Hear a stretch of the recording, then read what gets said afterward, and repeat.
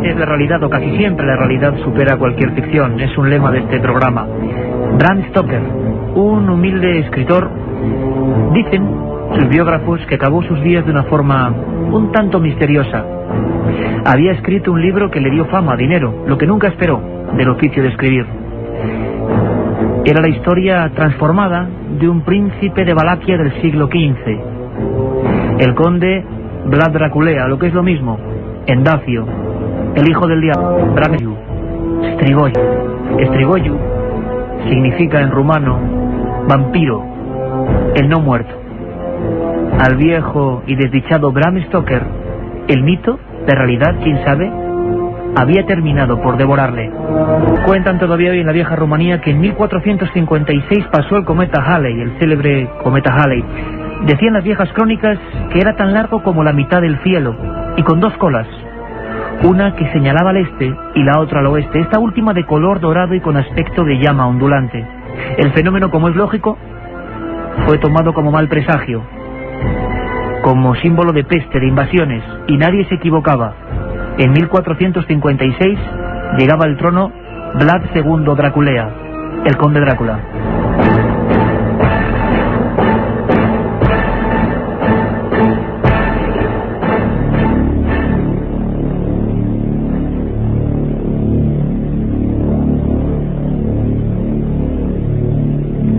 Se ha hecho la penumbra en este estudio 1, somos Milenio 3, no hace falta decirlo. Y tenemos 2 horas por delante absolutamente apasionantes. Siempre lo digo, sinceramente, pero creo que hoy más que nunca, porque habéis sido vosotros, los oyentes, los que habéis elegido 4 biografías con misterio. Nos ha gustado tanto esta fórmula que es muy probable que de vez en cuando la programación, el fútbol, nuestros compañeros lo permitan, hoy por ejemplo no había liga de fútbol, hagamos eso, biografías, pero biografías de una forma distinta. Biografías sintiéndolas, viéndolas, viajando por ellas, con documentos, con testimonios, recuperando a veces el sonido de viejas películas. Hoy tenemos 4 personajes que, bueno, yo creo que mejor ir desgranándolos poco a poco, que sean un poquito de sorpresa. Lo hicisteis vosotros, a través de nuestra vía de contacto directa, el 7640. Hicimos ayer un recuento y nos quedamos sorprendidos. Los 4 que vienen hoy aquí al Estudio 1, los 4 que se reencarnan, entre comillas, en el Estudio 1, son bastante siniestros. Y aquí estamos, como siempre, este grupo de amigos dispuestos a vivir el misterio. Katia Rocha, Carlos Barroso, Carmen Porter. Buenas noches. Buenas noches, Iker. Iba a decir buenas madrugadas, pero no. No, ya estamos acostumbrados al horario de los viernes de 1:30 a 3 de la madrugada. Que es bueno repetirlo porque mucha gente todavía no sabe. Los domingos también nos vemos aquí, como siempre, a las 3 de la mañana. Pero bueno, esta noche nos ha tocado pues tarde-noche, porque vamos a acabar a las 11. Justo a las 11 de la noche, cuando ya empieza el misterio, cuando empieza la hora bruja. Exactamente, Iker. 4 personajes, 4 historias que creo que son muy distintas, pero tienen un nexo común: lo enigmático, las sombras, las penumbras que envuelven esas biografías. El conde Drácula, ni más ni menos, va a ser la primera de ellas. Les aseguro emociones fuertes, ese lema que siempre decimos. Bram Stoker, con su Drácula, se quedó corto. Y qué mejor compañía, porque además van a estar un montón de amigos, expertos en el mundo de la conspiración, viajeros que han estado en estos lugares persiguiendo el mito y la realidad. Vamos a tener a catedráticos e historiadores. Yo creo que va a ser un viaje absolutamente distinto. Y encima, con Juan Carlos Ingelmo y don Antonio Bravo en la nave del misterio. Mejor compañía, imposible. Un viaje en busca del misterio. Milenio 3, en la SER. Vlad Draculea, hijo del diablo. Nació en 1431 en Slavsburg, Valaquia. Era el segundo hijo de Vlad Dracul, del mismo nombre. El padre tenía un aspecto, podríamos decir, fascineroso. Unos bigotes siempre engominados hacia arriba, unos mantos de Marta Cibelina, piedras preciosas y una mirada tan agresiva como lo que luego fue su vida, su leyenda. Dicen de Draculea que fue uno de los pioneros en Europa del Este en extender la política del horror. Su padre y su hermano fueron asesinados por los húngaros. Hay una historia, como siempre, cuando uno es niño, que marca la vida de este personaje que hoy es mito, que es realidad, que es para muchos miedos y terrores todavía hoy en esa vieja Rumanía. Su hermano mayor, concretamente en 1447, estamos hablando de una zona de Europa y de un momento de lucha constante entre el mundo cristiano y el imperio turco, su hermano mayor es muerto de una forma muy particular. Le clavan hierros candentes en los ojos y lo entierran vivo. Y Vlad Draculea, ya entonces consentido, con cierta conciencia, jura vengarse casi, no de los turcos, sino de todo el género humano. Jura venganza y a fe que la cumplió.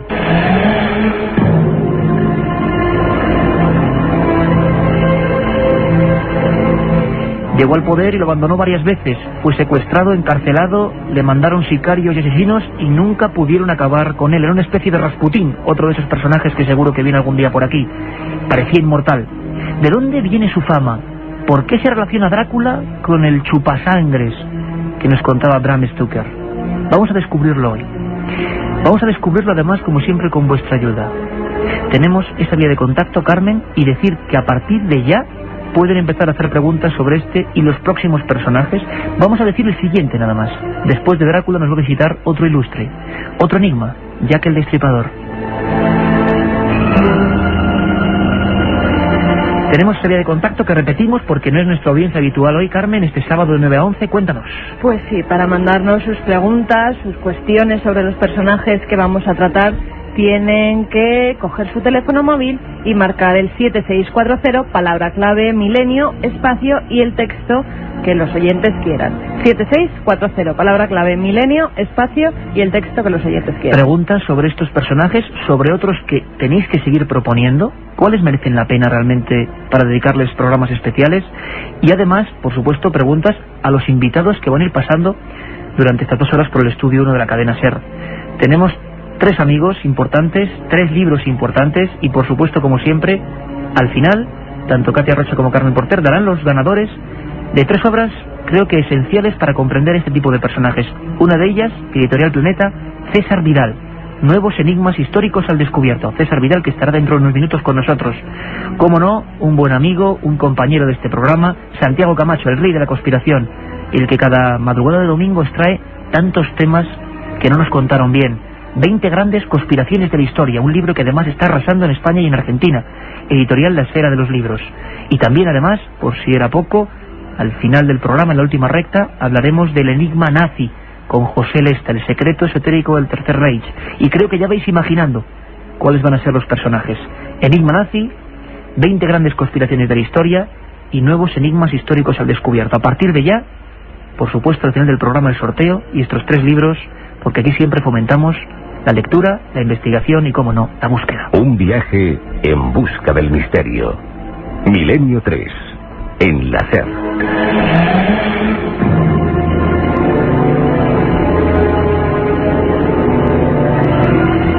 Vlad Draculea, un hombre enemigo del género humano, aunque luego, como veremos, en Rumanía se le considera un auténtico héroe. Llegó al trono y convirtió Valaquia en un fortín. Los turcos, con un ejército 1000 veces superior, no podían hacerle frente. Quizá porque utilizó por vez primera el terror psicológico. Cuentan algunas crónicas muy detalladas cómo algunos guerreros se aproximaban a aquel sitio, a su castillo de Sigisoara, y observaban la siguiente escena. Empalados, hombres, mujeres y niños, atravesados por grandes estacas a diferentes alturas, muchos de ellos todavía agonizantes, y sobre todo algo que recogen las crónicas y que ninguno de aquellos historiadores pudo olvidar: un fúnebre olor de muerte.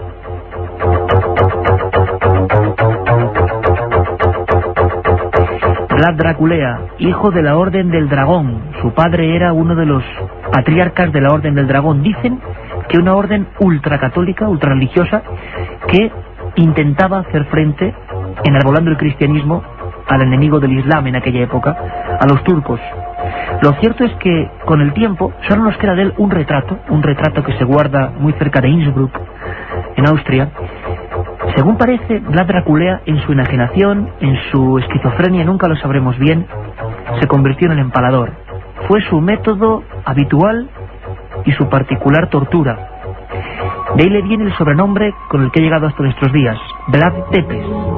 Tepes, el que empala.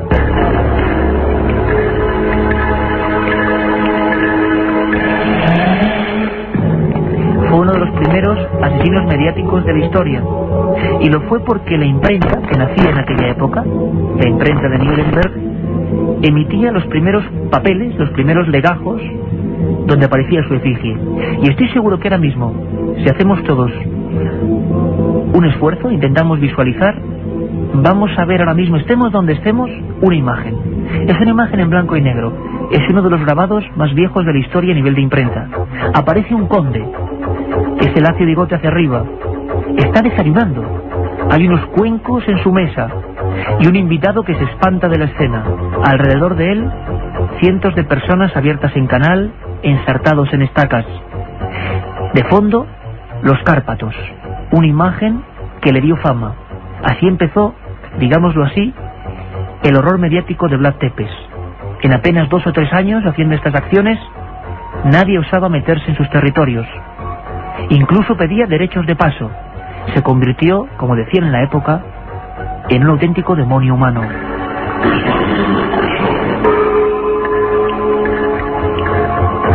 ¿Y cómo gobernaba Vlad Tepes? ¿Cómo era el día a día en su región? ¿Por qué era tan terrible? Nos han llegado anécdotas que recogen, entre otros, nuestros amigos que iban a estar aquí con estos libros, y que recogen la historia. Algunas son auténticamente increíbles, pero demostradas. Por ejemplo, era un hombre que odiaba a todo lo que no fuese productivo en la sociedad. Hacia 1457 hace una gran fiesta. Una fiesta en su castillo de Sigisoara. Todavía está ahí. Y esta noche lo vamos a visitar. En esa gran fiesta invitó a todos los mendigos, tullidos, pedigüeños. Los invitó a todos y les dio grandes manjares, copas de buen vino. Hizo que pisaran alfombras que jamás sus ojos habían visto. Y en un momento dado, el propio príncipe Vlad bajó las escaleras de su fortificación. Bajó y dijo lo siguiente: qué gusto da vivir así, ¿verdad? Obviamente todos le respondieron que sí. Vlad Tepes, el empalador, dijo: yo puedo hacer que esto sea vuestro modo de vida, o más bien, que ya no tengáis ninguna preocupación más, que este valle de lágrimas quede muy lejano. Todos aplaudieron a rabiar. Acto seguido, tapiaron las puertas de Sigisoara y prendieron fuego. Dicen que murieron 3.600 personas. Y parece que es rotundamente cierto que desayunaba viendo agonizar a sus enemigos. A veces bosques humanos, personas que se retorcían. El método de empalamiento era terrible. Y perseguía sobre todo el adulterio. Era un hombre ultracristiano que no permitía que la mujer fuese adúltera. Las acusadas de ello eran empaladas, y muchas veces las que habían tenido hijos fuera del matrimonio, hay crónicas concretas de ello, eran empaladas, y encima en su cabeza también empalados los niños, sea cual fuese la edad que tuvieran. Lógicamente sus enemigos estaban al acecho, y a veces dentro de su propio país, dentro de ese territorio valaco, hoy Rumanía, tenía deserciones. Por ejemplo, una etnia como los gitanos. Los gitanos siempre, viviendo su vida, haciendo un mundo errante de un lado a otro, se negaban a entrar en el ejército de Vlad Tepes. La forma de convencerles fue sencilla. Cogió a los 3 más valerosos delante de las principales tribus gitanas. Esto ocurría en 1460. Delante de sus ojos, con total impunidad, como hacían las cosas, asó a esos 3 líderes gitanos. Los asó y hizo que los compañeros se los comieran. Acto seguido dijo que ese era el fin para todos los que no osaran ponerse la armadura de la Orden del Dragón, del ejército valaco. Obviamente, todos los gitanos fueron inmediatamente convencidos.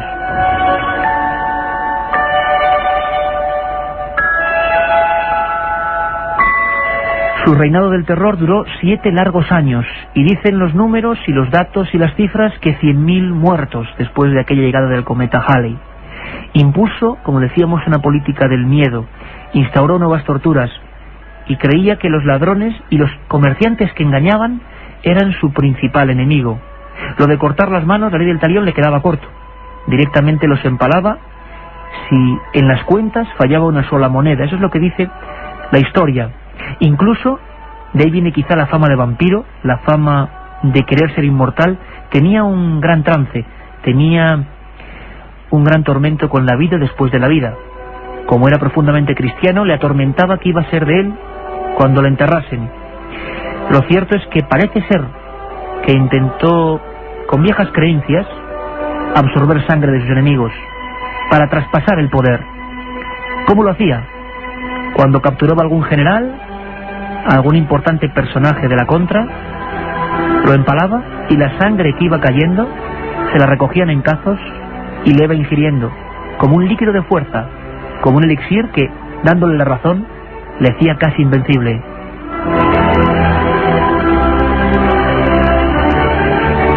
Política del terror, una clara muestra. Nadie robaba en Sigisoara, nadie robaba en Valaquia. Eliminó al 0% lo que eran los hechos vandálicos contra la propiedad. Lógico, si nos atenemos a los datos.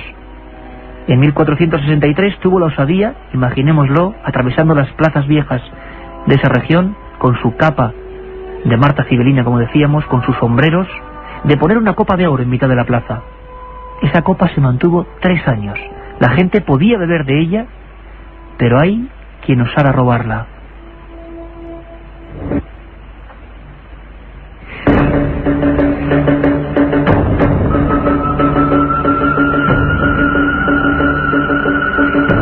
Había que tener mucho valor, evidentemente, para robar aquella reliquia.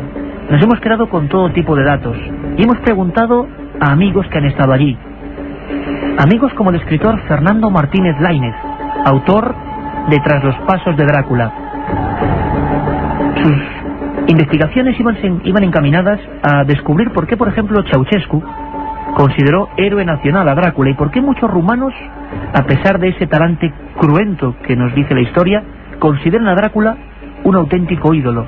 Y muchos dicen, en tiempos de mafias, en tiempos de delincuencia, que vuelva Drácula. Ha habido una auténtica campaña a ese respecto. Fernando Martínez Laínez nos hacía incisión en una cosa muy importante. La gente lo toma como vampiro, como hombre que chupaba la sangre, no tenía colmillos.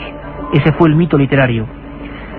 Pero lo cierto y verdad es que Drácula era un cristiano enajenado probablemente, que intentaba combatir a favor de la cruz y en contra de la media luna. Fernando Martínez Laínez, paseando por esas calles de Rumanía, sintiendo todavía esas imágenes, ese lugar, la casa natal de Drácula, nos lo contaba así. Él era un príncipe cristiano, claramente era un hombre que apoyaba a la iglesia rumana, que era ortodoxa, y que es un hombre que favoreció mucho a los monasterios, favoreció mucho a los monjes, y él estaba convencido de que bueno, pues él actuaba en nombre de Dios, ¿no? Y había una esquizofrenia que era muy corriente por otra parte, ¿no? En la época, gente que realizaba tremendas matanzas y que estaba convencida de que Dios, pues eso lo aprobaba y estaba con él, ¿no? Una de las pruebas palpables de la devoción o del respeto que inspiraba a la Iglesia, o del entendimiento que tenía por la Iglesia, es que él fue enterrado en una iglesia que pertenecía a un monasterio que él mismo había protegido, ¿no? En esa tumba donde supuestamente él está enterrado, en la iglesia de Ragov, una iglesia pequeñita del monasterio que digo, quien está allí permanentemente cuidando la tumba de Drácula es una monja, una humilde monja que está allí como si cuidara la reliquia de un santo, ¿no?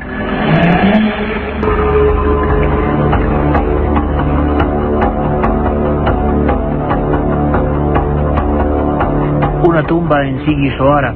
Las investigaciones, historiadoras como Miranda Twice, dicen que en 1931 se excavó en esa tumba y que era cierta la leyenda, que allí no estaba realmente Vlad Draculea.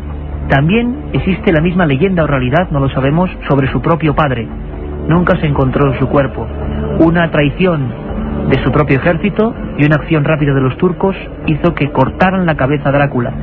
Se había rumoreado que era la única forma de vencerlo, cortarle la cabeza de un tajo, y esa cabeza fue enviada al Palacio Topkapi de Estambul. Y allí la gente se arremolinaba, no podían creerlo, para comprender que el gran vampiro había sido derrotado.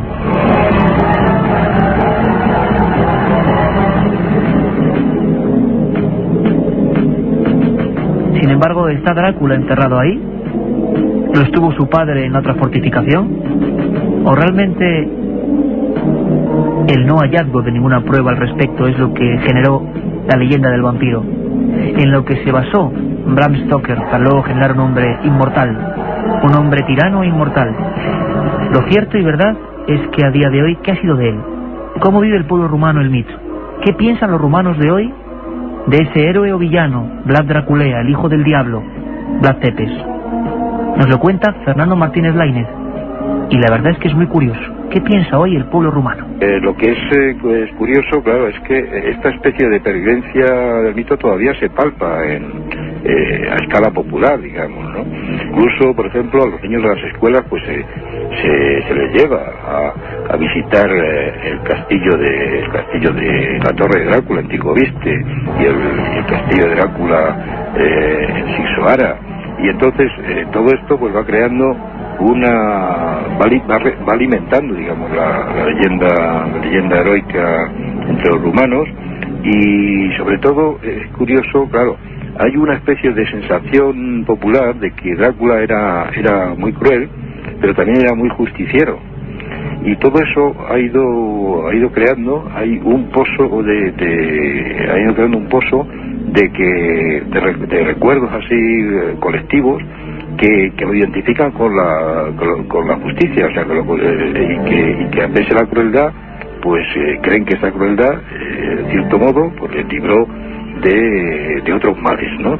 Esto además en un país como Rumanía, que sobre todo hace unos años, pues desde el punto de vista social era un país pues quebrado, ¿no? Con unos problemas de delincuencia tremendos y unas mafias prácticamente incontroladas y todo eso, pues hace que mucha gente suspirara por esa especie de personaje draculiano.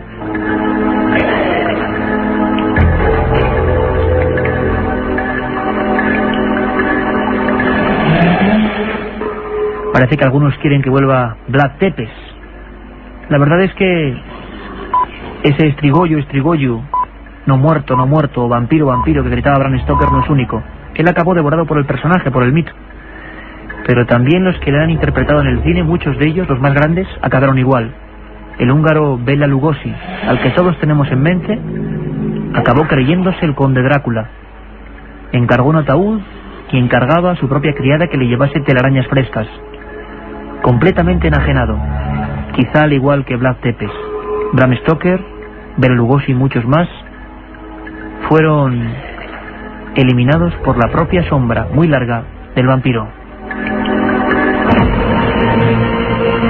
Un viaje en busca del misterio. Milenio 3, en la SER.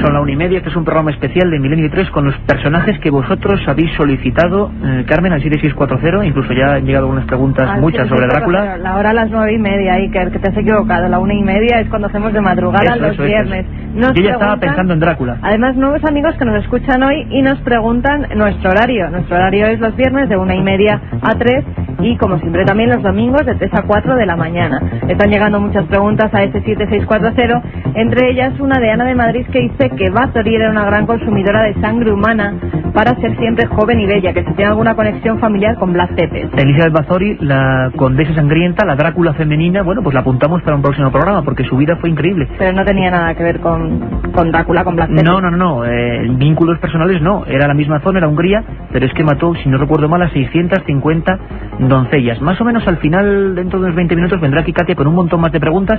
7640, Milenio. 7640, palabra clave Milenio, espacio y el texto que deseen las preguntas, tanto para nosotros como para los invitados. Que ahora vamos a presentar y del tema que quieran, por supuesto, y lo que quieran, y planteando personajes, por favor. Vamos a ir con otro tema, porque esta ha sido una especie de introducción, ha sido uno de los temas que más nos ha cautivado, Drácula, para que os hagáis una idea de lo que se puede llegar a hacer, en el sentido de recordar personajes. En el fondo es un viaje por la historia más desconocida, y en ella han profundizado mucho nuestros amigos, y sobre todo para enfrentarse a un personaje de lo más curioso. ¿Cómo podíamos presentar a la siguiente entidad que va a venir hasta aquí y de la que nos van a hablar nuestros compañeros? A veces, como decimos, un trozo de película, una expresión, dice más que muchas palabras. Era una película reciente, Desde el infierno, interpretada por el actor Johnny Depp, que especulaba por vez primera, a nivel cinematográfico, con una teoría sorprendente sobre el criminal más famoso de todos los tiempos, por su misterio. Nos lo pedís ayer con insistencia y nos hemos puesto a trabajar en ello. Jack el Destripador. Escuchamos. Sin la menor duda, aquí hay un mensaje. En eso tiene razón. ¿En qué me equivoco? A Martha Keigham la violaron, la torturaron y la asesinaron. Una crueldad. Pero no es la primera vez que vemos algo así en el East End. Esto es metódico. Es un acto irracional, pero meticuloso y deliberado. Este asesino es algo distinto. Quisiera saber lo antes posible qué se llevó. ¿Qué? ¿A qué se refiere? ¿No se ha dado cuenta? ¿De qué? Al menos se llevó uno de sus órganos. Oh, no. En 1888, en una barriada londinense que también vamos a recorrer, andó a sus anchas Jack el Destripador. Algunos hablan incluso de colectivo Jack el Destripador, y las teorías son muchas, porque no hay ni sombra, aparentemente, del autor de estos hechos. Unos hechos que algunos vincularon incluso con la Casa Real. Tenemos a dos buenos amigos con nosotros. Uno de ellos vamos a presentarlo, pues está escuchando ya, es César Vidal, doctor en Historia, Filosofía y Teología, profesor además en diferentes universidades norteamericanas, autor, bueno, de más de 125 libros, y uno de ellos, con tremendo éxito, Nuevos enigmas históricos al descubierto, de Nostradamus a Saddam Hussein, editorial Planeta, y que hoy vamos a sortear. Don César Vidal, amigo, buenas noches. César Vidal, vamos a ver si lo tenemos ahí. Sí, yo le oigo perfectamente. Ah, César, buenas noches, ¿cómo estás? Yo estoy magníficamente y le oigo perfectamente. Perfecto, había un pequeño, claro, una noche como hoy, con Drácula y ahora pasando a Jack el Destripador, puede pasar cualquier cosa. Se puede esperar cualquier cosa. César, tú en tu libro abordas también, con una teoría sorprendente, la historia de Jack el Destripador. ¿Se llegó a vincular con la Casa Real de alguna forma esta figura que sigue todavía entre brumas, no? Bueno, yo creo que es una cuestión zanjada, pero zanjada muy recientemente, porque hay que tener en cuenta que las distintas teorías sobre la identidad de Jack el Destripador no podían solventarse hasta que en los años 1992 y 1993, es decir, estamos hablando prácticamente de la última década.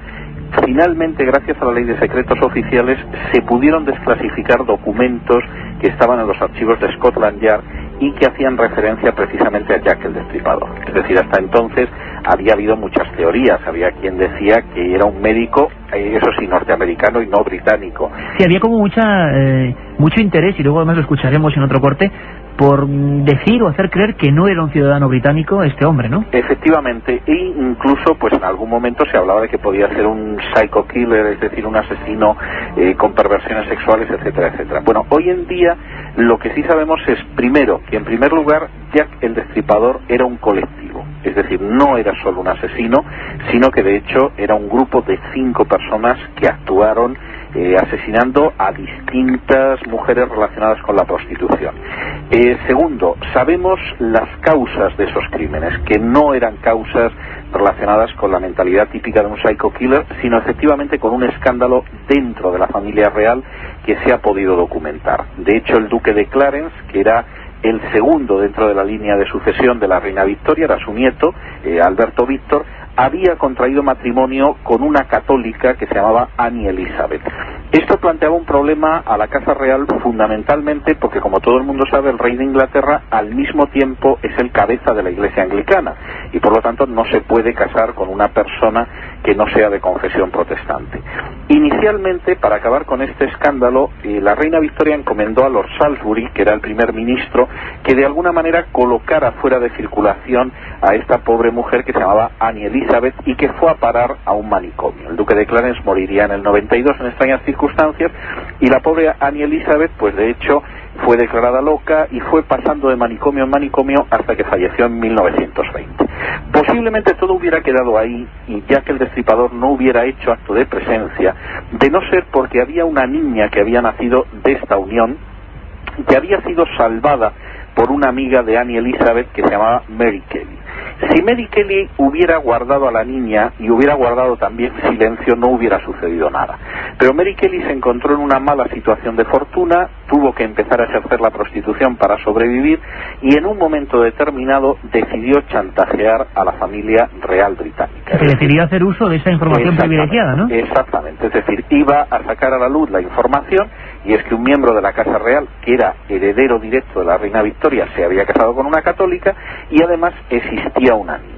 Cuando se produjo esa situación, de hecho, la misma reina Victoria estuvo a punto de padecer un ataque de histeria. Es decir, eso además se producía en un momento en que la institución monárquica se estaba cuestionando en Gran Bretaña. Y entonces, finalmente, en ese momento, Salisbury, que era un masón de alto rango, decide acudir a algunos de sus compañeros en la masonería, concretamente a William Gould, que era médico de la reina y que ya había practicado algunos abortos para ocultar escándalos dentro de la Casa Real, y a Robert Anderson, que era el segundo jefe de la Policía Metropolitana de Londres. Bien, estas personas empiezan a buscar con ánimo de exterminar precisamente a todos los que sabían, a todos los que estaban en el secreto de Mary Kelly. Y de hecho todas las mujeres que mueren son mujeres que conocían el secreto de Mary Kelly. Solo en una ocasión se produjo un error y asesinaron a una pobre muchacha que se llamaba Catherine Eldowes por equivocación, porque esta muchacha a la hora de prostituirse muchas veces utilizaba el nombre de Mary Kelly y pensaron que efectivamente era Mary Kelly y la mataron. Fue el único error. El resto, era coincidencia fatal, ¿no? Una coincidencia fatal, y el resto todos conocían efectivamente el secreto que se quería ocultar.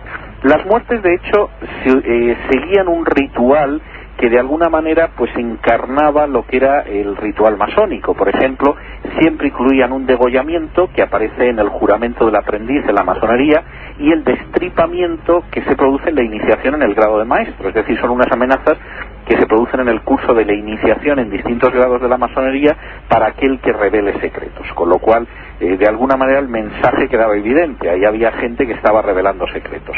Una vez muertas estas personas, Jack el Destripador desapareció, y desapareció sin dejar huella, entre otras cosas porque ya no tenía a quien más matar, es decir, el secreto había quedado absolutamente oculto. Esto finalmente acabó saliendo a la luz por dos razones. Una, porque efectivamente la hija del duque de Clarence, Annie Elizabeth, que consiguió escapar, se convirtió en la protegida de un pintor que se llamaba Sickert, que en un momento determinado la convertiría en su amante y después se casaría con ella. Y el hijo de este matrimonio, que conservaba documentación, acabaría exhumándola, sacándola a la luz a finales del siglo XX. Y la otra razón, que es la que apuntábamos al principio de la entrevista, es que entre 1992 y 1993 Scotland Yard efectivamente permitió acceder a parte de la documentación sobre Jack el Destripador que confirmaba la que había aportado el hijo de los Sickert. Pues yo creo que mejor explicado imposible. Ahí tenemos una muestra de la cualidad de nuestro amigo César Vidal. ¿Cómo llega este enigma hasta hoy? ¿Cómo se ha mantenido en brumas absolutas? Y cómo ahora mismo, gracias a esa, digamos, introspección en algunos archivos, se han atado cabos. Y fijaros qué cosa más sorprendente. Estoy seguro que muchos ni siquiera lo imaginabais. Podríamos empezar a hablar de colectivo Jack el Destripador. Y no solo Jack el Destripador, como persona.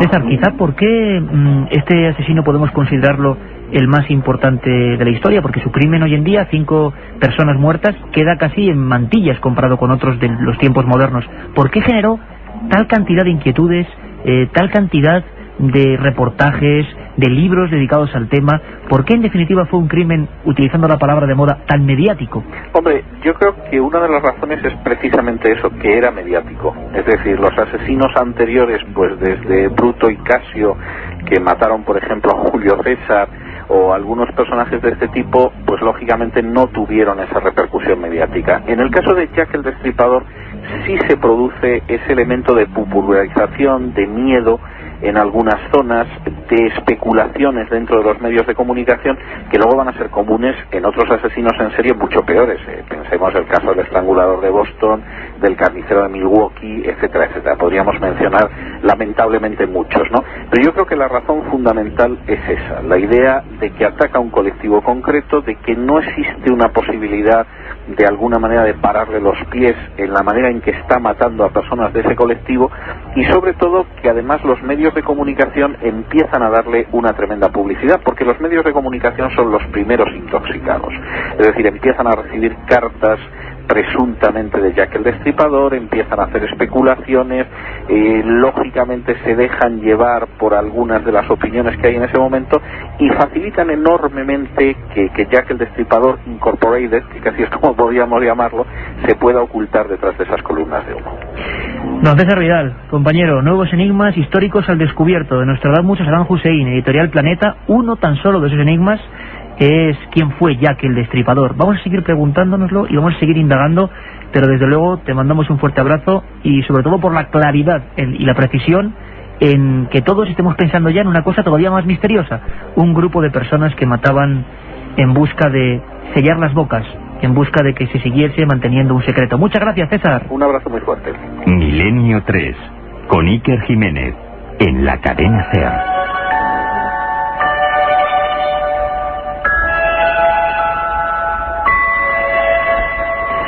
Esta noche nos vamos a enterar de muchas cosas, ya que el Destripador quizá no sea un nombre propio, un colectivo, y un colectivo que tenía que ver con la Casa Real. Todavía indagando más en esa historia, como siempre hace él. Sabéis que Santiago Camacho no le gusta dejar una historia media, se mete a fondo, pone nombres, pone apellidos y nos genera un mapa todavía si cabe más inquietante. Santi, buenas noches. ¿Qué tal? Muy buenas noches. Autor, por supuesto, de ese libro, 20 grandes conspiraciones de la historia, de la esfera, que por cierto, un pajarito me ha dicho que en Argentina, aquí fenomenal, pero es que en Argentina, tremendo, ¿no? La repercusión de ese libro. Ha sido sorprendente, ahora mismo lleva un par de meses sin caerse de la lista de los 10 más vendidos y bueno, que sigue así mucho tiempo. Y nos alegramos mucho, de verdad. Sí, sobre todo además por que es un país al que le tengo especial cariño por muchas cosas. Y de verdad me ha sorprendido el que haya sido tan magníficamente acogido. Tú dices, Santi, incluso mojándote a tope, das la biografía, das el perfil de un personaje misterioso que se llama el Dr. Bull, que nos anticipaba algo César Vidal, el médico de la reina que quería esconder un secreto. Sí, realmente quiero decir que la exposición que ha hecho César Vidal ha sido magnífica y nos ha dado un panorama absolutamente claro de lo que sucede y de en qué terreno nos estamos moviendo. Efectivamente, cuando Lord Salisbury recibe ese encargo por parte de la reina de, bueno, esto hay que atajarlo de alguna manera, él, como gran maestre de la masonería inglesa que era en aquel momento, decide colocar el encargo en manos de alguien de su plena confianza, de una persona que no solamente ya había solucionado para la Casa Real pues algunos asuntillos como abortos poco convenientes, etcétera, etcétera. El hombre de confianza, ¿no? Para estos temas. Sino que también había demostrado su lealtad a la masonería, pues declarando como perito, por ejemplo, en algún juicio a favor de personas vinculadas a la masonería. Hay un juicio, es el juicio de Charles Bravo, que es un hombre que es asesinado, es envenenado por su mujer. Esta mujer es hija de un conocido personaje de la masonería, y el doctor Wool falsea su testimonio como perito, dice que este hombre ha muerto por causas naturales, y de esta manera pues consigue salvar a esta señora, simplemente pues por su juramento de lealtad a la orden masónica. Con lo cual es un hombre que ha demostrado claramente su lealtad tanto a la corona como a la masonería, lo que le hace perfecto para cumplir este encargo. Y además, según iremos descubriendo, esos crímenes fueron muy concretos, causaron un espanto sin precedentes, y parecía que no estaban hechos por un asesino común, sino que había cortes médicos, había desgarramientos y amputaciones realmente sorprendentes. Antes de saber cómo fueron los crímenes concretos, podemos viajar con la imaginación, viajar con la radio hasta ese barrio, hasta Whitechapel, el lugar que las novelas, incluso las películas, nos han brindado, y las fotografías, como un lugar mísero, donde las prostitutas hacían su trabajo y su faena en plena calle, donde los borrachos se caían por los suelos, apenas había iluminación, y en esos callejones, envuelto de humos, de factorías, una siniestra congregación, un hombre, parece ser, según se dice, siempre se veía un coche, un carruaje de caballos negro, aparecía y mataba a prostitutas muy concretas. ¿Qué tenían en común? Seguramente ese secreto. Le hemos pedido a nuestra compañera en Londres, Begoña Arce, que se pasee un poco por Whitechapel y nos comente tanto las últimas teorías como cómo es hoy ese barrio donde deambuló el asesino más célebre y más mediático de los últimos siglos. Jack el Destripador es hoy una atracción turística más de la capital británica. Un paseo organizado con guía por el barrio de Whitechapel permite recorrer los lugares donde el misterioso asesino degolló y descuartizó a sus víctimas en 1888. La zona es muy popular, muy animada y bastante más próspera que en la era victoriana. La mayoría de sus vecinos son inmigrantes procedentes de Asia y muchos de ellos no están al tanto de la leyenda del famoso asesino en serie.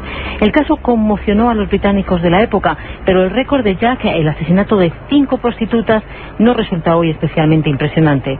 El hecho de que nunca se capturara al asesino, que nunca se conociera su identidad, ha contribuido a mantener la leyenda.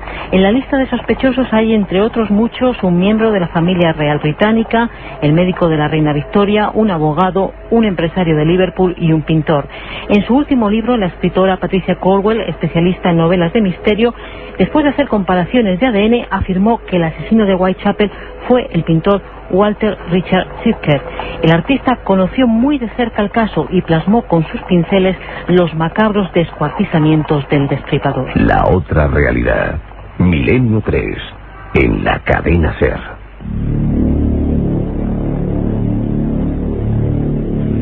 Tengo en mis manos, y como siempre digo, que suene el papel, tengo en mis manos unas fotografías espantosas, sencillamente espantosas. Son las autopsias, las imágenes de las autopsias de Mary Ann Nichols, Annie Dark Chapman, bueno, un montón. Ahora repasaremos sus vidas, que fueron las que cayeron en manos, en garras de este grupo de personas, o de esta persona que amputaba con precisión. Las imágenes de las autopsias que se publicaron en su día son francamente impresionantes. Algunas cabezas aparecen separadas del tronco, hay extracción de algunos órganos, se ven las calles en fotografías anexas de ese barrio muy miserable y los lugares, si cabe, apartados donde esta gente atacaba. No sabemos si es más horrible el propio crimen o los trabajos de los forenses, bastante desaliñados de la época, porque las costuras y desde luego los arreglos de lo que era la autopsia le dan estas imágenes que tengo ahora delante de mis ojos aquí en el estudio 1, pues una pátina casi fantasmal, ¿no? Carmen, 5 personas, 5 prostitutas, 5 mujeres que guardaban un secreto, al parecer, que Santiago va a seguir ahora indagándonos en ello. ¿Quiénes eran? ¿Cómo encontraron la muerte? Hay una primera víctima, Iker, que luego pues se dijo que a lo mejor no tenía nada que ver con Jack el Destripador y había sido simplemente una casualidad que se encontrara la primera. Era Martha Turner, una prostituta alcohólica que ofreció sus servicios en el barrio de Whitechapel. Su cuerpo fue hallado la mañana del 8 de agosto de 1888. Había sido degollada y luego destripada. También se le cortaron los órganos sexuales con un afilado cuchillo. Unos días más tarde, el 31 de agosto, aparece el cuerpo de Mary Ann Nichols, de 42 años, más conocida como Polly entre sus clientes. La policía la encuentra con la tráquea, el esófago y la médula espinal cortados. Un informe forense indicaba que las heridas que presentaba la víctima habían sido hechas por una persona experta, tal vez alguien con conocimientos médicos.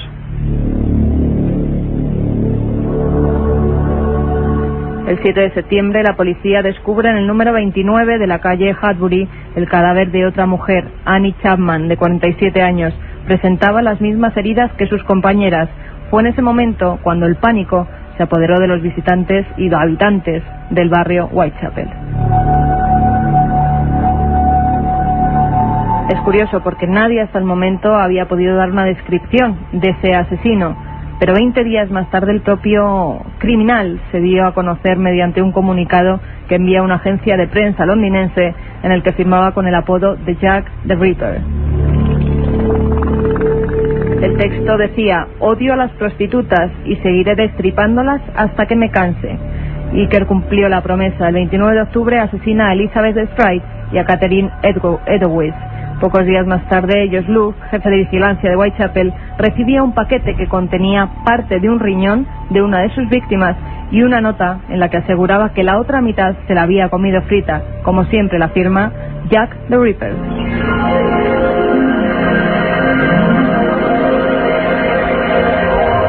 El último asesinato lo cometió el 10 de noviembre en el número 13 de la calle Miller's Court. Se trataba de una prostituta de 25 años, Mary Jane Kelly.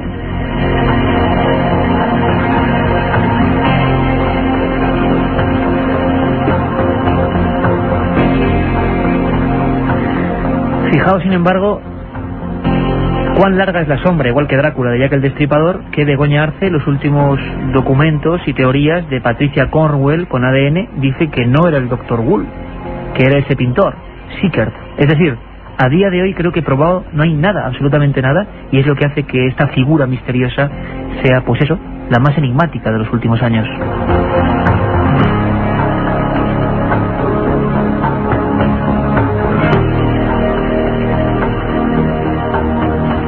Y es que es increíble la cantidad de misterios que quedaron en el cuerpo de estas 5 mujeres. El doctor Wool, parece ser que había cortes perfectos. Hay otra película que describe perfectamente esa situación, cuando los forenses, los policías, se dan cuenta de que no son muertes normales, que hay alguien tremendamente experto. Según muchos de los investigadores, según Santiago Camacho o César Vidal, que el terrible William Gould está metido ahí. Escuchamos. Si algo sabemos con certeza, es que no lo hizo un inglés.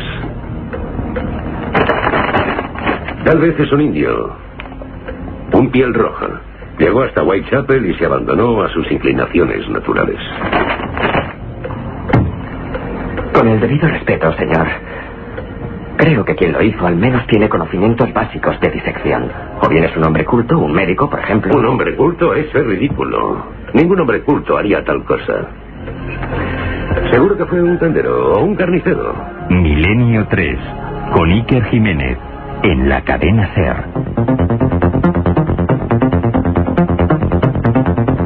Van a ser las 10:05 de la noche, una noche intensa. Vlad Draculea, su verdadera historia, Jack el Destripador. ¿Quiénes serán los siguientes invitados hoy casi en este estudio letal, ¿no? Porque están llegando unos personajes que vosotros habéis elegido y que podéis seguir eligiendo y por supuesto preguntando, por ejemplo ahora a Santiago Camacho sobre la historia de Jack el Destripador y muchas más que van a llegar a partir de ahora. 3 libros, ya lo sabéis, que daremos los ganadores al final del programa. El 7640, palabra milenio, espacio. Katia, te veo con cara de susto como es habitual. Pues sí, muchas madrugadas. Dices los invitados, mejor que no se pasen por el estudio. Bueno, por ejemplo, hablando de las teorías de Patricia Cornwell, nos preguntan que qué opinamos de las teorías de que Jack el Destripador es el impresionista Walter Sickert. Bueno. Santi. Pues uniéndome a lo que decía César Vidal, este hombre era un pintor que tiene cierta relación. Sí, tiene mucha relación con esta historia.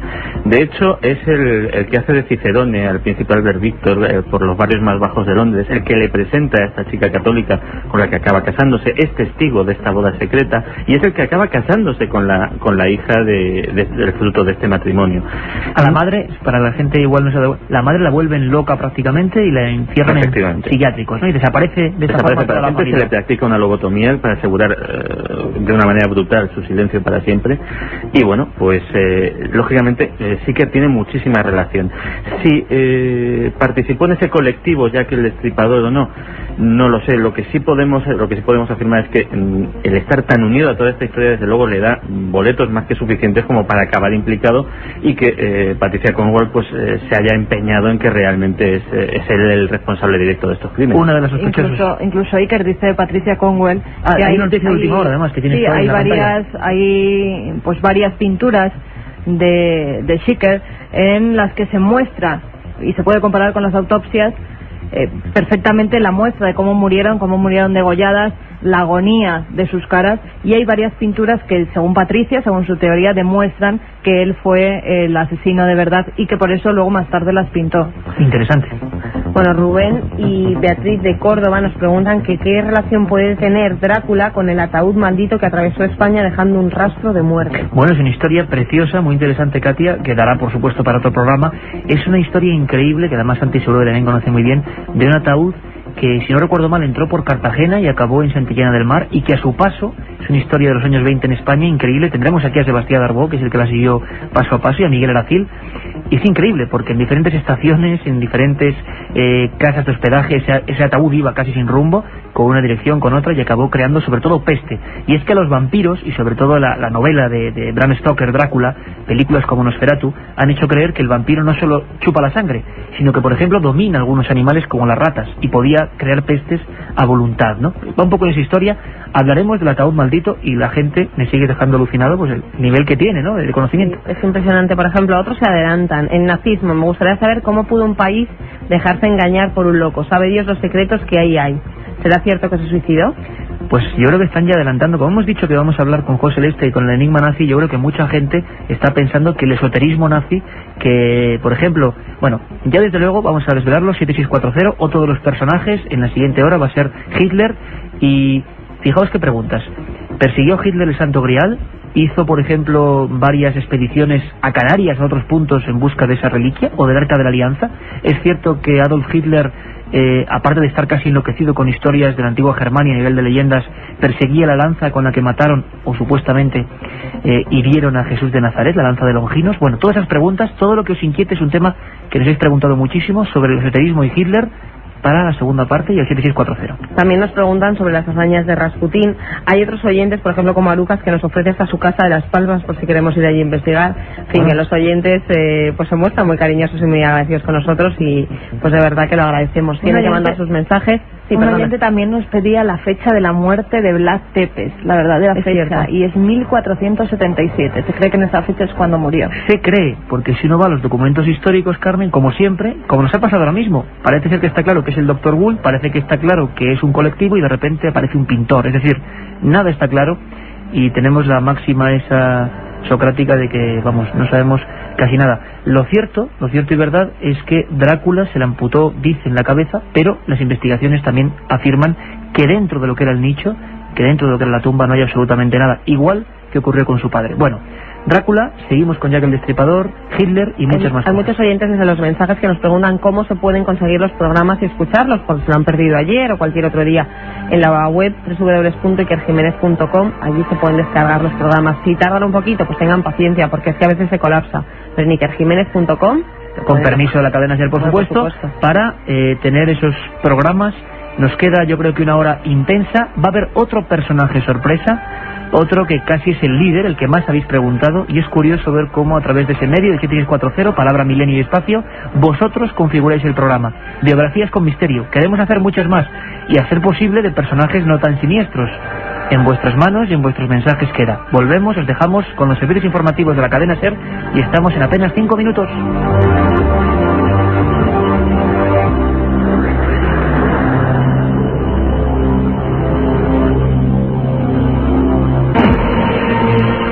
La otra realidad. Fenómenos extraños. Misterios sin resolver. Milenio 3. En la SER.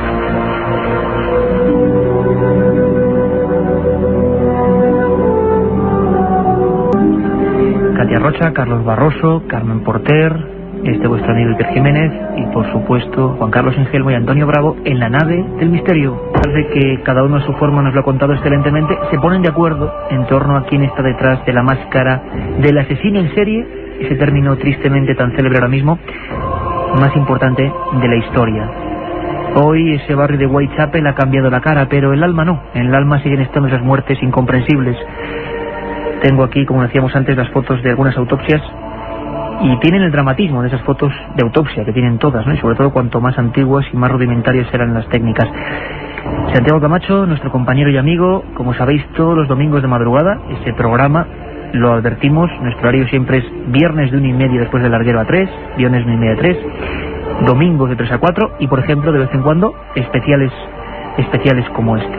Santiago Camacho suele aparecer en las madrugadas del domingo, junto a Nacho Ari y su historia perdida, junto a Juanjo Benítez, junto a un montón de gente que nos suele traer sus misterios, sus píldoras llenas de misterio y de conspiración. Es autor de 20 grandes conspiraciones de la historia, editorial La Esfera de los Libros, y que por supuesto recomendamos. Ahí viene también esta historia, Jack el Destripador. Y Santi, directamente arrojándose a la piscina, dice que era Sir William Gould, el médico que apañaba las historias oscuras de la Casa Real. Santiago, buenas noches otra vez. Hola, ¿qué tal? Santi, William Gould parece ser, la historia nos cuenta, un médico. La gente puede decir, bueno, por muy efusivamente que se intentase borrar un secreto, mejor dicho, conservar ese secreto con todos los medios, es raro que un médico, que un galeno haga esto. Hay la teoría, Santiago, de que William Gould, no sé si coincidiendo con los crímenes o no, tuvo un derrame cerebral o algo que le volvió medio loco. Sí, de hecho, como habíamos dicho antes, Gould había resuelto de una manera profesional y discreta muchos asuntos potencialmente escandalosos para la familia real o para la obediencia masónica a la que pertenecía. De hecho, esa es la razón por la que efectivamente, como dijo César Vidal, hay un colectivo, pero alguien tiene que ejecutar al final. Y esa mano ejecutora parece ser que es William Gould. Lo que pasa es que con lo que no se contaba era con que para aquel entonces sí parece ser, y en eso sí coinciden hasta los biógrafos oficiales de Sir William Gould, que nada tienen que ver con la historia de Jack el Destripador ni la recogen en absoluto, que en ese momento sí tenía muy perturbadas sus facultades mentales. Algo que pudo influir en que lo que debía ser quitar de en medio de una manera fría, profesional y discreta a 4 mujeres, que luego fueron 5 por un accidente que muy bien explicó también César, de una manera sin levantar escándalos, sin suscitar ningún tipo de polémica ni atención de los medios de comunicación, se convierte en una serie de crímenes propios de un psicópata, propios de una persona muy trastornada, que sus delirios los trasplanta a esos crímenes. Porque donde vemos hasta qué punto era terrible la condición mental de la persona, de la mano ejecutora de esos crímenes, es en el último, el de Mary Kelly, precisamente, el de la persona que fue testigo material de esa boda, el de la persona que tuvo la idea de hacer ese chantaje iluso a la Casa Real. ¿Cómo fue, Santiago? Eso también extraña. ¿Cómo es que ese grupo de personas o esa persona que practicaba la prostitución en los bajos fondos de Londres decide que tiene un arma especial para chantajear a la Casa Real, ni más ni menos? Era cuando menos arriesgado, ¿no? Realmente era arriesgado. Lo que sucede también es que la situación de aquellas mujeres era desesperada.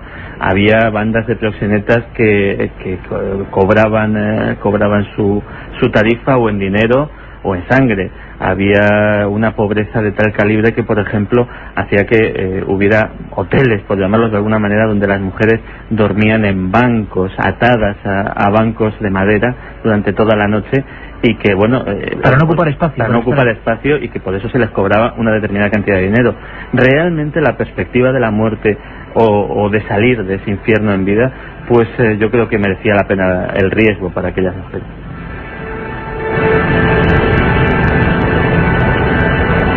Y hablamos luego, Santiago, del secreto.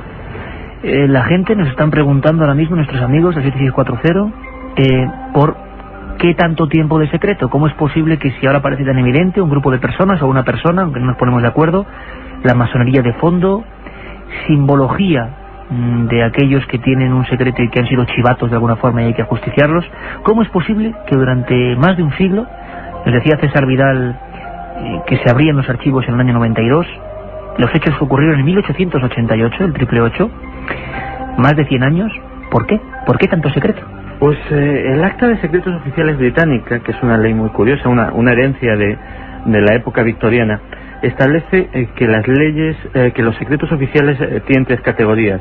Los hay de 30 años, es decir, que a los 30 años se pueden desclasificar automáticamente, de 50 años y la máxima categoría, que es de 100, a los que tiene que pasar un siglo para asegurarse que ya todo el mundo implicado ha fallecido para que esto salga a la luz. Pues bien, todas las investigaciones de Scotland Yard recibieron ese carácter de máxima clasificación de 100 años de secreto, y por eso fue precisamente cuando en los años 80 por fin se pudo saber algo más y se pudo conocer de primera mano pues el contenido de aquellas investigaciones policiales, en las que tampoco se puso mucho esmero por localizar al presunto culpable.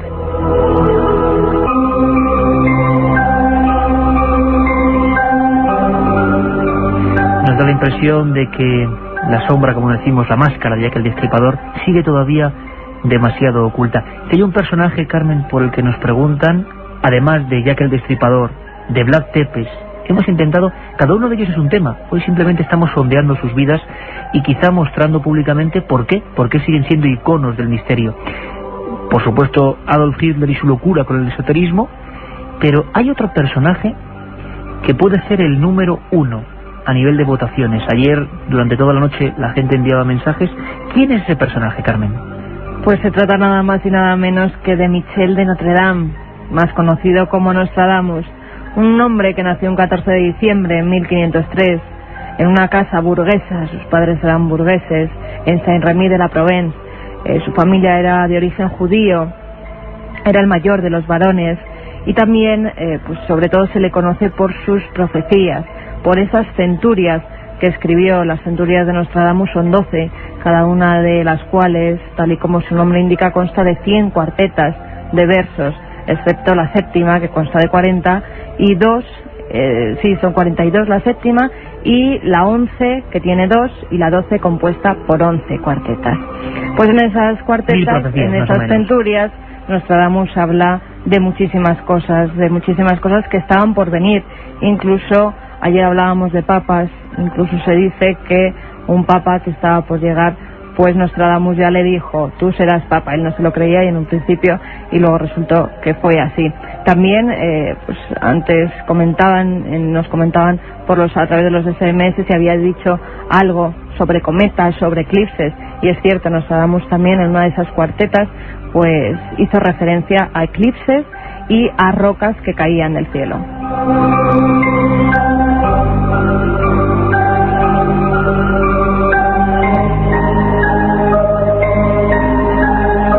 Un programa que se sumerge en el otro lado de la realidad. Milenio 3, con Iker Jiménez y todo su equipo en la SER.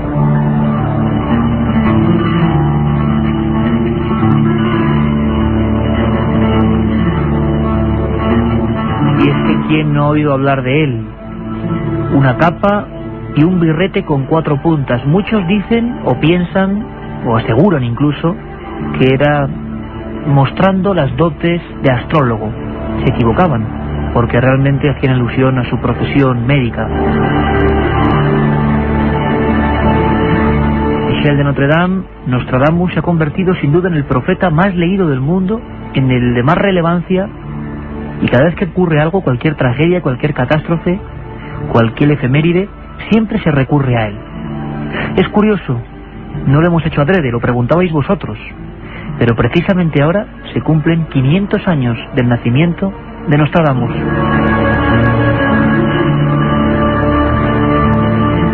Y es que el fenómeno profecía, el fenómeno adelantarse al futuro, los extraños augurios del cielo, las marcas siempre o casi siempre de lo negativo que aparecen de vez en cuando, son asociadas con Nostradamus desde ese lejano siglo XVI.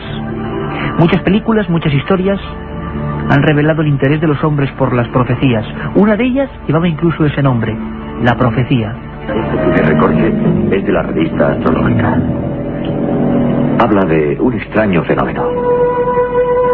Cometa se transforma en una estrella brillante como la de Belén hace 2000 años. Solo que esta fue en otra parte del mundo, el continente europeo, hace 5 años. El 6 de junio, para ser exactos. ¿Esa fecha le dice algo? Sí. Entonces esto le dirá más. Comunica un nacimiento de un periódico de Roma. También del 6 de junio, de hace 5 años, el día que nació su hijo. 6º mes, 6º día.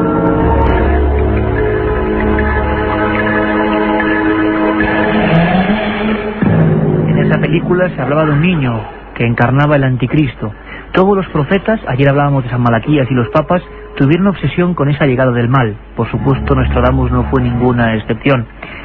Santiago Camacho, a nivel incluso periodístico, y los que estamos aquí, los tres ahora mismo en el estudio, hemos trabajado en diversas revistas del ramo. Es uno de los temas icónicos, uno de los asuntos, no solo las profecías, sino Nostradamus en concreto, que como 2 o 3 temas, sea el caso de Egipto y algún otro, hacen que inmediatamente la gente venda más. Yo creo que sería Egipto, Jesús de Nazaret y Nostradamus y las profecías hacen que inmediatamente la gente se vuelque. Un ejemplo, y ahora hablaremos de ello, Carmen, si te parece, preparando la documentación, septiembre del 2001, evidentemente, hay una imagen que a mí no se me olvidará jamás. Aquí enfrente, en la Casa del Libro de Gran Vía, el día siguiente, la balda de Nostradamus no tenía libros. Todas las demás repletas, como siempre en esa librería. En Nostradamus todo se había agotado. Santiago, ese mito es real a nivel incluso comercial, a nivel de interés de la gente, casi iconográfico. Existe esa figura del hombre con barba, con bigote, con el birrete con las 4 puntas. ¿Qué tiene Nostradamus que no tienen otros personajes, otros profetas, por ejemplo? Yo creo que es la tremenda extensión que se ha dado a sus centurias, a sus profecías, lo cierto es que se ha convertido, como muy bien has dicho, en una especie de faro que cada vez que sucede algún hecho notable en el mundo, desde el 11S hasta la guerra de Irak, siempre los exégetas de Nostradamus buscan en esas centurias a ver si encuentran algo, a ver si algo va a suceder. Lo que sí te puedo decir en primicia es que posiblemente sea un tema de moda dentro de muy poco, porque parece ser que ha habido un descubrimiento bibliográfico de gran importancia, según el cual los libros que hemos estado manejando hasta la fecha de Nostradamus serían evidentemente copias de una fuente no del todo pura, y ha aparecido un manuscrito, mejor dicho, una impresión, pero mucho más antigua que la primera impresión que se conservaba hasta ahora, y que tiene sensibles diferencias con las que hasta ahora habíamos usado. O sea que a lo mejor el tema Nostradamus da muchas sorpresas. El silencio bueno, yo creo que llega hasta las casas, y hasta seguro casas donde hay libros de Nostradamus, ¿no? Von Grün, tanta gente que se hizo célebre y millonaria, también hay que decirlo, publicando las cuartetas de Nostradamus. Parece ser, y es noticia de última hora, que nos cuenta nuestro amigo Santiago Camacho, que hay una impresión anterior de la primera que se tenía en cuenta para traducir estos elementos que por otro lado siempre eran bastante crípticos, ¿no? La gente coincidía en que, claro, todo puede caber dentro de una profecía de Nostradamus. 7640, palabra milenio, espacio, y yo sé que Nostradamus os interesa, preguntas sobre Nostradamus, si te parece, Santiago, enseguida las debatimos aquí. Carmen, tú personalmente tuviste una pequeña aventura, entre comillas, que no se entienda mal, con Nostradamus al día siguiente de las Torres Gemelas, ¿no? Pues sí, que la verdad es que sí, porque yo creo que todo el mundo en esos días estaba pegado a los medios de comunicación y, cómo no, a Internet. Desde allí nos llegaban las noticias más frescas desde Nueva York sobre lo que estaba ocurriendo, y había varias profecías que empezaron a circular por la red. Profecías que yo, pues la verdad, todas las centurias de Nostradamus no me las he leído, pero no me sonaban que fueran suyas. Uno lee, y poniendo un poco de humor, las centurias enteras de Nostradamus y acaba enfermo. Enfermo solo por lo que dice de maldades y porque son bastante ilegibles, ¿no? Y con un lenguaje muy denso, como son bastante densas, sí. Pero a mí no me sonaba que el lenguaje que tenían esas profecías que circulaban por Internet fuera el que utilizó Nostradamus. Si quieres, Iker, te comento algunas de las que en esos días circulaban por la red. Una decía, la ciudad... abrieron telediarios incluso, ¿eh? Sí, incluso telediarios de televisiones privadas llegaron a dar como verdaderas estas profecías. Cuéntanos. Era su error, porque luego no eran tal. Ocurría hace 2 años. Una de ellas decía, la ciudad de Dios será un gran trueno, 2 hermanos rotos en 2 grandes catástrofes. Mientras la fortaleza aguante, el gran líder sucumbirá. La gran guerra comenzará cuando la gran ciudad se esté quemando. Gran ciudad, 2 hermanos rotos, que pues hacía referencia a las Torres Gemelas. La gente dijo, más claro, agua. Y otra que incluso daba pues más pistas. Llegarán del cielo el aire de la destrucción. Caerán los 2 tronos gemelos. Arderá el fuego de la guerra con el fuego del caos. Los pájaros vuelven a volar y comenzará la tercera gran guerra. Y se hará en nombre de Dios.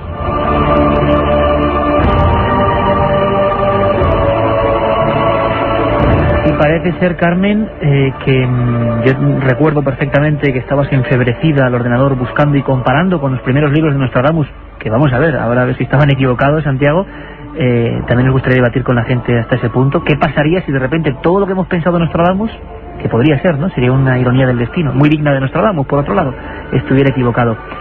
Quiere decirse, Carmen, que Internet estaba dando, o más que Internet, algunos internautas estaban dando conscientemente información que no se ajustaba a lo que escribió Nostradamus en el siglo XVI. Efectivamente, y que le estaban dando información de unas predicciones que sí es verdad que se publicaron, pero fue por un chico que precisamente estaba haciendo una tesis para descartar lo que eran todas las profecías de Nostradamus, iba en contra de Nostradamus. Quería demostrar más o menos que todo era posible, ¿no? Efectivamente, y que si él daba una predicción, como por ejemplo las que he leído, pues a lo mejor algún día acertaría, y el caso es que acertó. Claro, esas profecías empezaron a pulular por Internet, y todo el mundo decía que las había escrito Nostradamus, nada más lejos de la realidad. Habían sido escritas por un chico que, si no recuerdo mal, era estadounidense, y que pretendía acabar con la labor de Nostradamus y con la veracidad que tenían sus centurias en algunos temas. ¿Y cuáles eran las reales, Carmen? En ese aspecto, ¿sí que listió algunas que se parecían o no?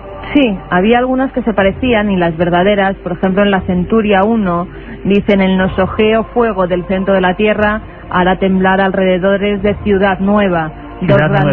Dos grandes rocas largo tiempo harán guerra, luego Aretusa enrojecerá nuevo río. Hombre, claro, eso puede ser Es que se puede interpretar Claro, de muchísimas claro. formas, eso es lo malo de las profecías.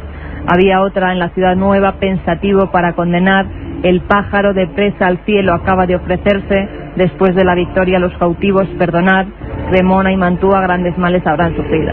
O sea, nada que ver Nada con lo que ver. que abrió los telediarios y todo el mundo, pero es importante, ¿no?, el fenómeno social.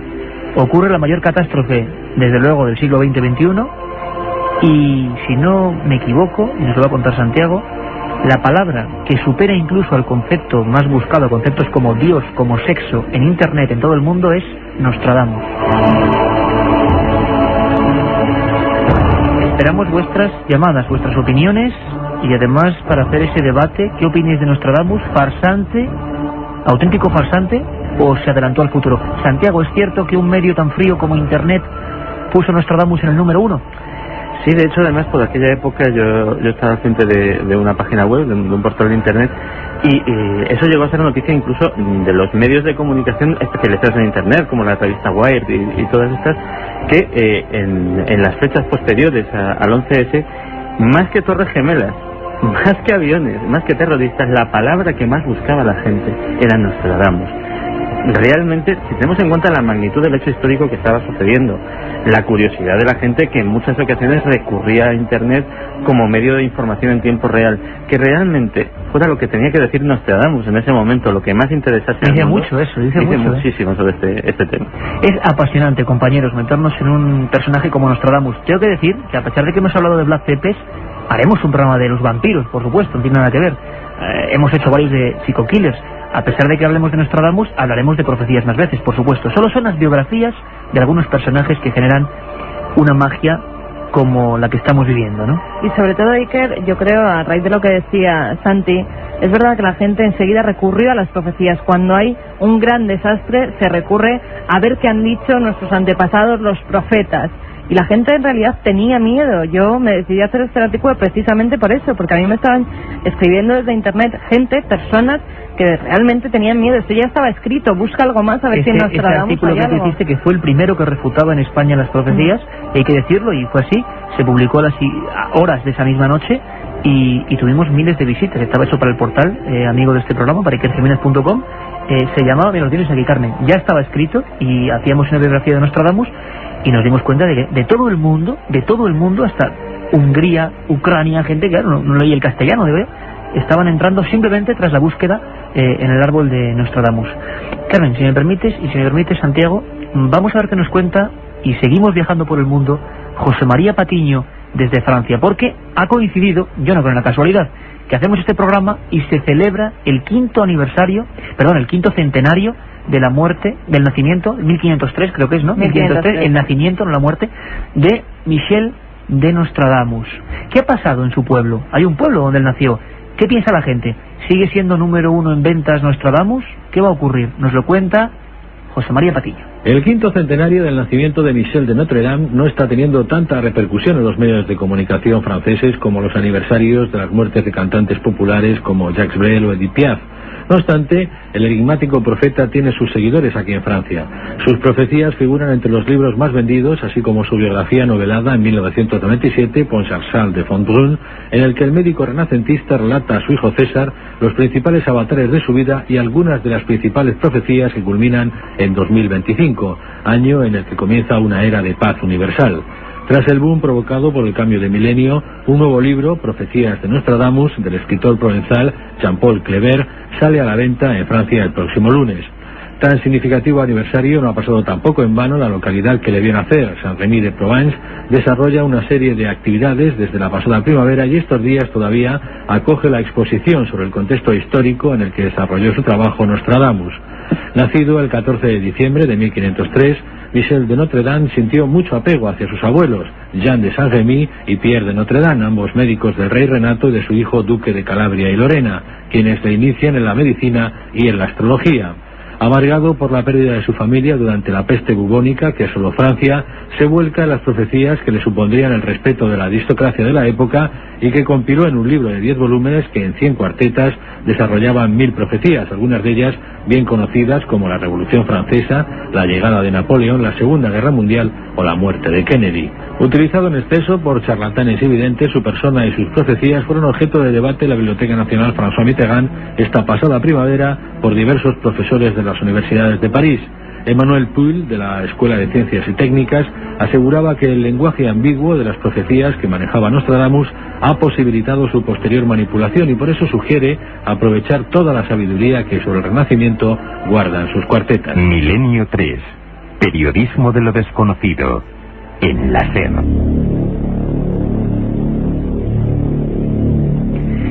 Nostradamus. Y es que cuando se dice este nombre lo hablábamos a nivel de prensa, de papel. También en internet, como hemos dicho también, se disparan todas las alarmas. Y es que ya está aquí Katia Rocha con un montón de preguntas, muchas de ellas de Nostradamus y muchas de Hitler, ¿verdad, Katia? Sí, es impresionante lo que preguntan los oyentes por Nostradamus y por Hitler, se ve que interesa mucho el tema. Recordamos que sorteamos 3 libros a los que nos envíen los mensajes al 7640, palabra clave del milenio, y el texto que nos quieran poner. Uno de ellos es el de César Vidal, Nuevos enigmas históricos al descubierto, editado por Planeta. El enigma nazi de José Lesta es otro de los libros que vamos a regalar dentro de la colección El archivo del misterio, editado por EDAP. Y el otro libro que sorteamos es Santiago Camacho, 20 grandes conspiraciones de la historia, editado por la Esfera de los Libros. Preguntas de Nostradamus. Vamos allá, Katia. José Manuel, os sigo desde el primer programa. Me gustaría saber si Nostradamus dice algo del Papa y si el siguiente será ya el último. ¿Sabéis algo? Al respecto es Malaquías, parece el que tiene más... Sí, Malaquías es realmente el experto en Papa. Nostradamus, lo que está acertando últimamente, que parecía muy lejos, era cuando hacía referencias a una gran conflagración entre Oriente y Occidente, que en los años 70, 80, 90, la gente decía, bueno, esto ya, pues porque él estaba un poco obsesionado con los musulmanes y tal. Y mira por dónde va a resultar que sí. Lo bueno que tiene es que señalaba que el rey de España tendría un gran papel en esa contienda como mediador y como persona de conciliación.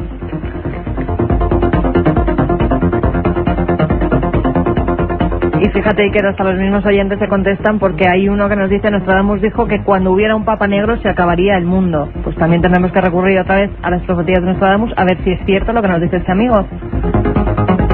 Bueno, incluso más, dicen que la muerte del Papa la predijo para el 13 de diciembre, aunque no dice el año, un día antes del nacimiento del profeta hace 500 años. ¿Qué relacionáis? Es muy curioso porque hay gente, y eso lo vivimos los que conocemos un mínimo el tema, ¿no? Es que hay gente que reinterpreta, es decir, pero gente aquí en España también, sí, que hace libros, que reinterpreta y que da un sentido a las profecías que yo no creo que estén tan claras. Por ejemplo, poner una fecha concreta para la muerte del Papa. Hay muchas personas que sobre esas profecías dan un sentido apocalíptico que a mucha gente les asusta, la verdad. Por internet están circulando. Nostradamus despierta. Sí, vamos, para mí Daniel, por ejemplo, nos decía que sí, da la fecha del fin del mundo también. Hay varias fechas para el fin del mundo que se han confundido también. Nos hablaba del año 99, una de ellas, ¿no? Sí, una de ellas sí, precisamente por un gran meteorito que iba a caer en la Tierra, pero como hemos visto... Pero claro, hay quien dice que es 1999, y quien dice que es 2027, y quien dice que es, claro, no acabamos sabiéndolo exactamente. Vamos un poco con Hitler. Prefiero que se alargue un poco más si quiero tener nietos. Eso, yo creo que Nostradamus no... Bueno, también nos preguntan si podemos decir algún libro que hablen sobre Nostradamus, una vez más, y sobre la búsqueda de Hitler de elementos esotéricos. Gracias, tenéis un magnífico programa. Bueno, sobre Hitler está claro, el que sorteamos hoy, el enigma nazi de José Lesta, y sobre Nostradamus quizás las profecías de Nostradamus de la editorial EDAP, que también pues es una versión completa y bilingüe de esas profecías, tanto como las escribió Nostradamus como traducidas al español. Mira, incluso los juegos de ordenador. Hay un juego de PC basado en la relación de Hitler y el esoterismo. Se llama Castelvolfenstein. No sé si lo pronuncia muy bien, que no es alemán. Seguro. Solo es un juego, pero ¿os suena ese castillo? Pues yo ahora mismo no. Lo hay que preguntarle a José Lesta cuando esté en Radio Coruña, ¿verdad? O sea, juegos de ordenador que tienen que ver con Hitler y el esoterismo, y es que parece ser que esa unión es absoluta y total. Bueno, pues seguimos 7640, Katia, que sigan preguntando sobre Hitler, y por favor no se olvidéis de una cosa, dentro de no mucho haremos otro programa con biografías, que nos digan sus personajes, ¿no? Gustan, claro. Te voy a decir yo una que sea bonita. Venga, hasta luego.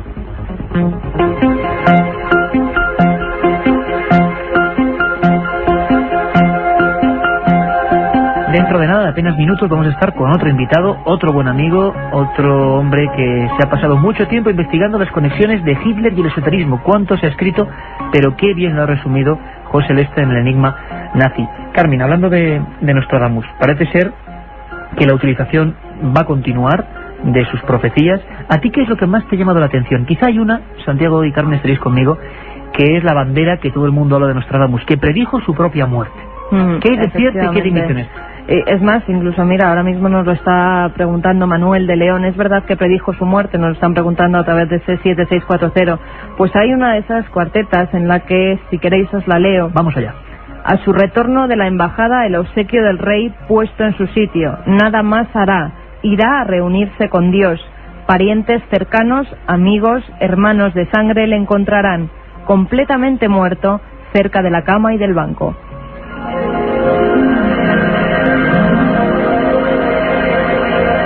Pues efectivamente, Iker, así se le encontró a Nostradamus en el año 1566. Cuando él muere, se le encuentra de esta forma. Estaba entre su cama y un banco que había en el dormitorio, y era la manera que tenía, pues, aunque muchos autores han dicho que esto no es verdad. César Vidal es uno de ellos, y dice que no acertó, que este profeta, por no acertar ni su propia muerte, porque él dice que en la profecía que iba a morir en 1567, y justo esto se produce 17 meses antes de su muerte. Bueno, tampoco hay teorías ahí, para ¿no? todo.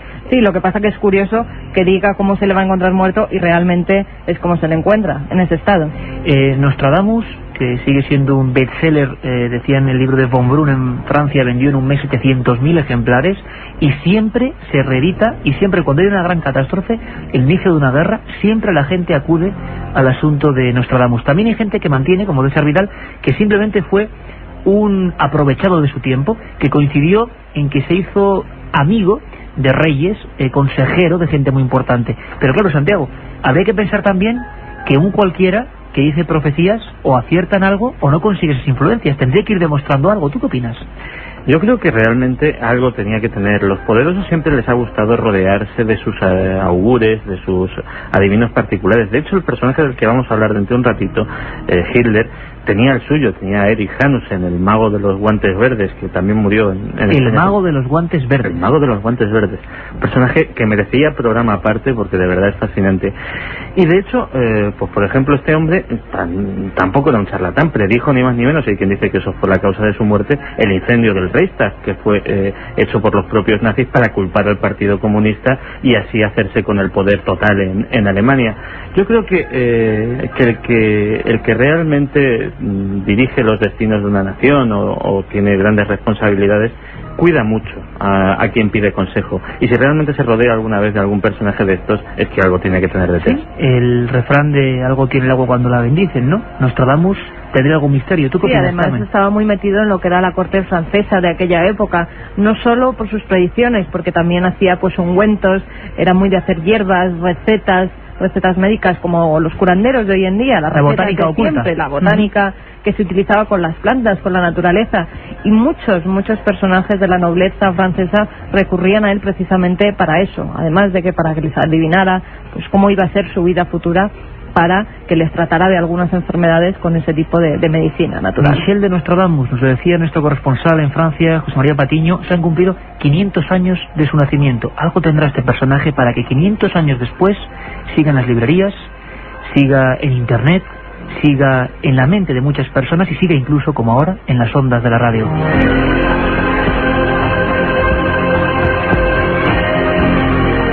Y ahora, por supuesto, queremos que escuchéis una voz que últimamente hemos puesto varias veces y lo sentimos porque es bastante fuerte. Dicen que es la primera grabación, la primera, de la voz de Adolf Hitler dirigiéndose a una masa. Es una voz quebrada, es una voz que tiene una grabación muy antigua, muy vieja. Vamos a hablar en unos minutos, cuando conectemos con Radio Coruña, con nuestro buen amigo José Lesta, que ha hecho este trabajo excepcional, porque yo creo que es uno de los temas por los que más pregunta la gente, sin lugar a duda, y habría que preguntarse por qué esta fascinación con los nazis y el esoterismo. Se habla de la Arca de la Alianza, se habla de los platillos volantes construidos por ellos, se habla de la búsqueda de los reinos desconocidos de Agartha, se habla de mil y una cosas que tanto el enigma nazi como Santiago, en 20 grandes conspiraciones de la historia, han intentado tratar. Vamos a ver si con ellos, debatiendo con ellos, que nos cuenten la historia, podemos aprender, que es de lo que se trata, un poco más de esas partes oscuras de la historia, de esa historia perdida que diría Nacho Ares, y que a veces nos da la impresión que tiene las verdaderas claves. Esta es esa voz terrible, Adolf Hitler.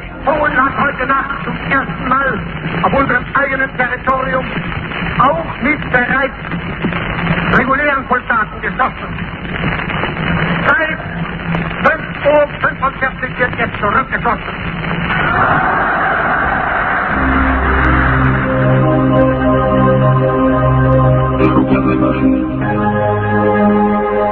Una masa enervada y el inicio de una de las épocas terribles para el viejo continente, para Europa.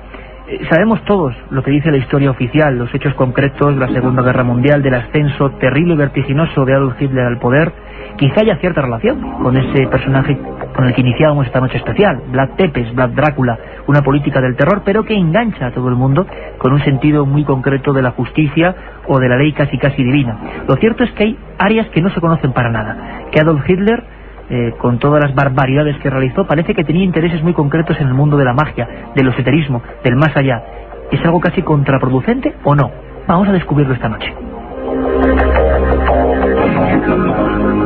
Creo que nos escucha ya en Radio Coruña, en la cadena SER, allí en Galicia, el autor del Enigma Nazi, El secreto esotérico del Tercer Reich, que tengo entre las manos, que se ha agotado en apenas un mes y que realmente, bueno, es un estudio pormenorizado.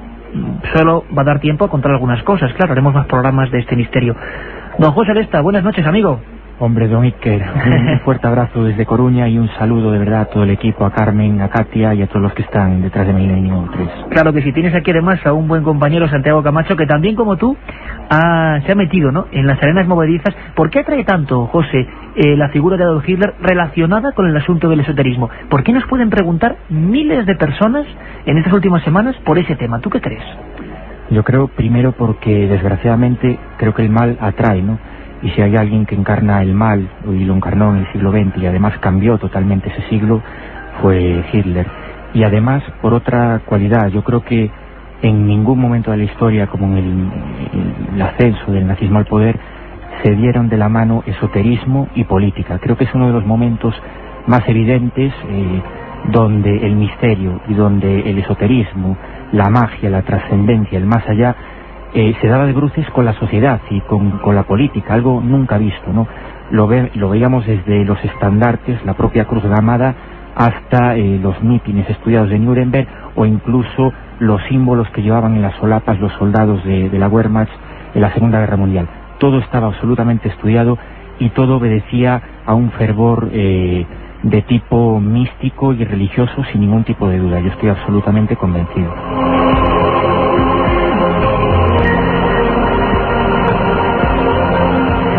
José, hablas incluso de los símbolos. En la portada de tu libro es un candado que muestra el secretismo que hay en toda esta historia, esa parte oculta de esta época, de este personaje. Está la Cruz Gamada.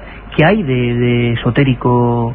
La gente, estoy seguro, que no lo sabe. ¿Qué hay de simbología misteriosa o ocultista, por ejemplo, en ese símbolo tan famoso del mal, ¿no?, que se asocia al mal?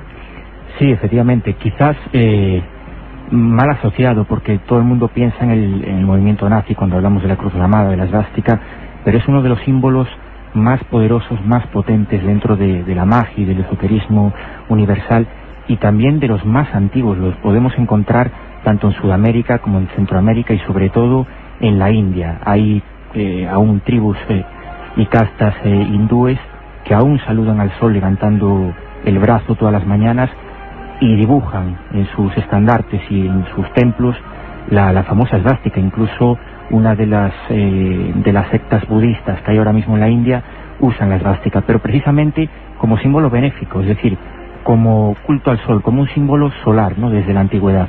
Algo absolutamente opuesto al uso que le dio Hitler, ¿no?, que era totalmente, maléfico. De hecho, se suele comentar, aunque no está demostrado, que ellos dibujaban la esvástica en un sentido contrario al que se dibuja habitualmente, ¿no?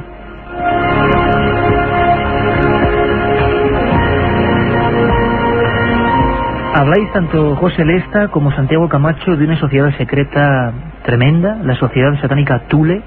Santiago, ¿qué es esto? ¿Hubo un grupúsculo de iniciados que tienen mucho que ver con Hitler y con su ascenso al poder, o qué es? Cuéntanoslo. Bueno, Thule realmente es la plasmación de un proceso muy largo, de un proceso que dura desde principios del siglo XIX hasta bien llegados los años 30. Y es un movimiento, digámoslo así, por definirlo de alguna manera, de segregación cultural, de apartar a Alemania de todo lo que ha sido la tradición judeocristiana, volver a sus raíces germanas, a sus raíces paganas, y rechazar pues todo lo que había sido impuesto por la religión católica o por el cristianismo en general. Es un movimiento en el que el nacionalismo más extremo, el sentimiento de raza elegida, se mezcla precisamente pues con un retorno a las creencias mágicas precristianas, a las runas, a la magia céltica, y a su vez todo ello con un barniz del nuevo esoterismo del siglo XIX, de las teorías de Papus, de los grandes esoteristas Rosacruces.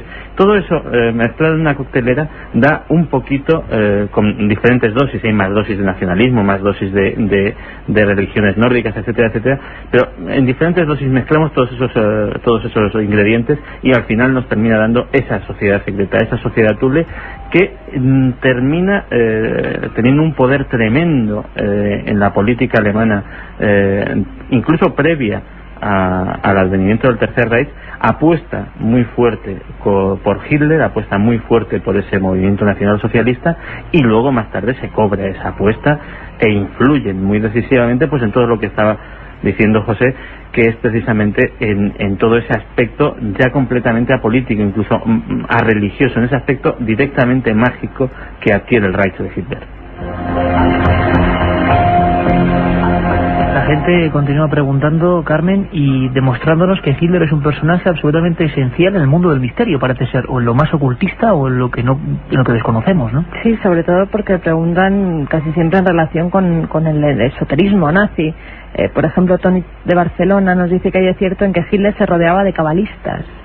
José, hay de cierto eso, parece ser, tú cuentas en tu libro, que desde muy joven Hitler, incluso desde que vivía en Linz, en Austria, si no me equivoco, tenía una obsesión con ese mundo que contaba Santiago Camacho, con las leyendas incluso precristianas, con una historia mitológica. Esto puede hacer que luego se rodeara, entre comillas, de cabalistas, de simbologistas, de magos. Sí, se rodeó de gente como Erich Jan Hanussen, astrólogos, o por ejemplo cabalistas y mentalistas como Karl Maria Williwood.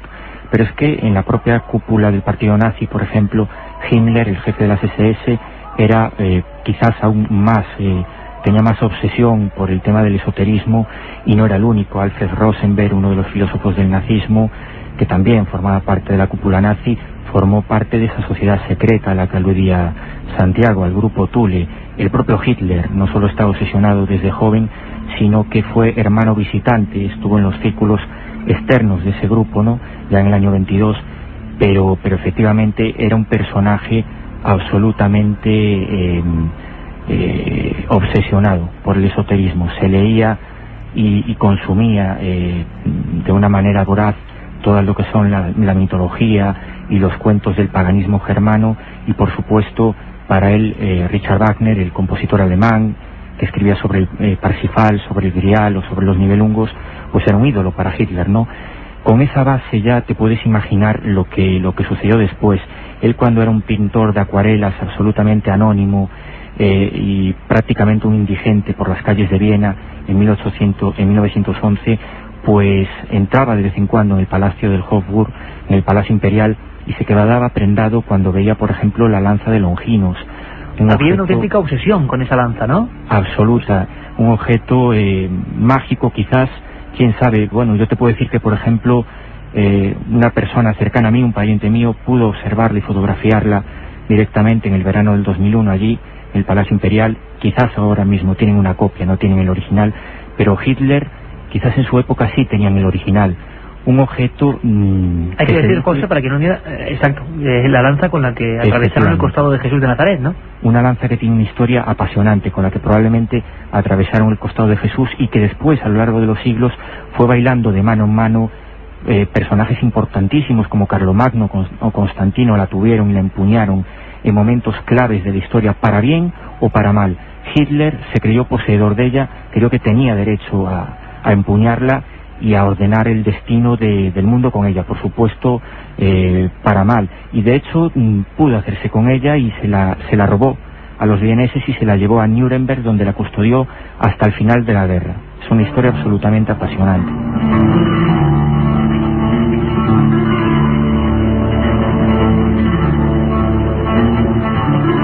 Apasionante de verdad, compañero, y espero que toda la gente lo esté sintiendo. Imaginamos esos hombres de la historia, algunos para bien y otros para mal, con la obsesión por esos objetos de poder, ¿no? ¿Por qué? ¿Por qué sería? Hay una pregunta que se está repitiendo y ahora enseguida vendrá Katia Rocha con un montón, con una batería, tanto para Santiago como para ti, José. Pero hay una pregunta, Santi, si me permites, que es interesantísima, que son las, vamos a llamarlo así, comisiones, ¿no? O viajes de los partidarios de las SS con misiones realmente alucinantes. Una de ellas, por ejemplo, la búsqueda del Arca Perdida. Y sé que es una película, pero fue real, ¿no? Sí, de hecho, cuando decía José, por ejemplo, que efectivamente una de las características de este momento histórico es que la política, lo mágico se mete en la política, no es que se meta en la política, es que se hace hasta un verdadero ministerio de la magia, la Aneherbe, que es una rama derivada de las SS, cuyo fin es precisamente dedicarse a todos los temas mágicos y esotéricos. Recopilan documentos alquímicos por toda Europa. Se van a Sudamérica a buscar, Fernando Jiménez del Oso lo ha relatado tantas veces, el chiliwinki, el bastón de poder de los antiguos moradores precristianos. Se van a buscar el Arca de la Alianza, se vienen a España concretamente convencidos de que aquí está el Santo Grial, se busca esa lanza de Longinos y al final se obtiene con la anexión de Austria. E incluso se va al Tíbet a buscar Agartha, a buscar la fuente de la sabiduría de los antiguos, la ciudad perdida donde los grandes sabios lamas dirigen el mundo supuestamente. Y curiosamente se cuenta en El Retorno de los Brujos, entre muchos libros, como cuando los rusos entran en Berlín, en la sede de las SS, encuentran a media docena de soldados muy especiales, soldados de raza tibetana, soldados que no llevan insignias de ningún tipo salvo el uniforme de las SS y que se han suicidado con una daga ritual tibetana. ¿De dónde salieron? Nadie lo sabe. Historias francamente increíbles de esas búsquedas. José Lesta, autor del Enigma Nazi, del Archivo del Misterio y de Teledad, ¿se sabe algo de qué posibilidades de éxito tuvieron esas comisiones? ¿Se sabe si en algunos momentos llegaron o creyeron llegar al objetivo? Hablamos de elementos, claro, tan simbólicos como el Grial, el Arca de la Alianza. Yo recuerdo en Argentina hace unos cuantos años, en uno de los lugares más desolados de Argentina, el Cerro del Uritorco, que habían estado por ahí algunos exiliados buscando detrás la senda de algunos objetos de poder, ¿no? Herminio de Oviedo nos lo preguntaba, ¿buscó Hitler el bastón de mando en Argentina? Sí, exactamente. Es increíble, o sea, designaron dinero, esfuerzo, fe en lo que ellos creían para buscar esos objetos. ¿Qué sabemos de cómo acabaron esas misiones, José? Pues mira, esa es la pregunta del millón. Sabemos que las expediciones existieron y sabemos, por ejemplo, que el bastón de mando se buscó en Argentina, que buscaron el Grial prácticamente en medio mundo, en Tenerife, en Lanzarote. Y te voy a dar quizás dos primicias. Bueno, una la comento en el libro con respecto al Arca de la Alianza. Es curioso que ahora sabemos que en España, efectivamente, como decía Santiago, intentaron generar el inicio de la búsqueda y de las excavaciones del Arca de la Alianza. Concretamente, el jefe del servicio de inteligencia nazi, Canaris, vino a Madrid, vino al Museo Arqueológico y venía con una vieja carpeta de cuero, una vieja carpeta con anotaciones. Lo custodiaron dos agentes del servicio entonces de inteligencia militar, que era nuestro servicio secreto. Esto te puedo asegurar que fue así, Iker. Y en esa carpeta, curiosamente, tenía anotadas piezas arqueológicas que los españoles trajimos en 1871 en la fragata Arapiles, directamente de Egipto, de excavaciones arqueológicas en Egipto. Bueno, pues bien, Canaris mandó fotografiar esas piezas, se las llevaron, nunca más se supo de ellas y curiosamente 2 meses más tarde, en el norte de África, en Egipto y también en Túnez, Herbert Braun comenzó las excavaciones en busca del Arca de la Alianza. Aunque parezca increíble, es así, y basada en esas piezas que estaban en el Museo Español. Y te cuento otra primicia que sí no sale en el libro y que me acabo de enterar pues hace 2 semanas escasas que estuve en Barcelona, precisamente por el tema del Grial, ¿no? Otro talismán, quizás el mayor talismán buscado por los nazis. Sabemos que estuvieron en Montserrat, en la montaña mágica de Cataluña, buscándolo. Sabemos que estuvo Himmler, el jefe de las SS, en el año 40, que destrozaron puertas para buscar las galerías ocultas del supuesto lago subterráneo que hay bajo la montaña mágica de Montserrat. Pero sin embargo, Iker, te puedo decir como te digo, una primicia. Existe una cinta de la persona que fue el traductor del alemán al español de Himmler en ese día, ¿no? Y esa persona, desgraciadamente, no pude dar con ella, hace un año que está muerta, pero sí supe de la existencia de esa cinta y de lo que se dice en ella, ¿no? En esa cinta él asegura, y te digo, él era el traductor de Himmler, ¿no? Era uno de los sacerdotes allí. Él asegura que Himmler le preguntó 2 veces por el Grial. Su obsesión en Barcelona, en Montserrat, era no solo dar con el lago subterráneo, sino saber dónde estaba el Grial. Era una obsesión absolutamente total. Él llevaba un maletín, es curioso, ¿no? Esto es una anécdota curiosa, llevaba un maletín con libros de Otto Rahn. Otto Rahn probablemente era el mayor especialista del Grial dentro de las SS, y además en ese maletín parece ser que iban mapas con la Montserrat oculta, con la Montserrat de las galerías, de los túneles.